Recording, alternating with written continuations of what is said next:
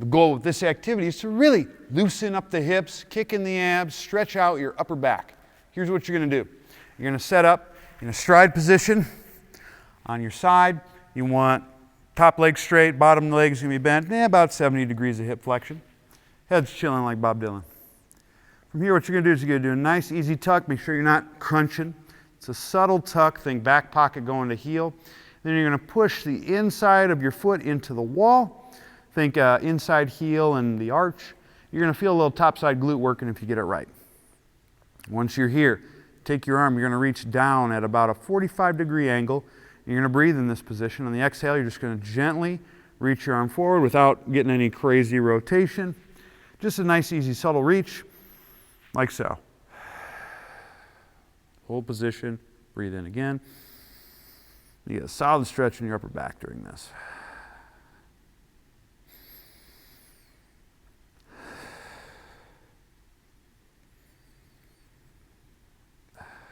And that's how it's done. Give it a shot.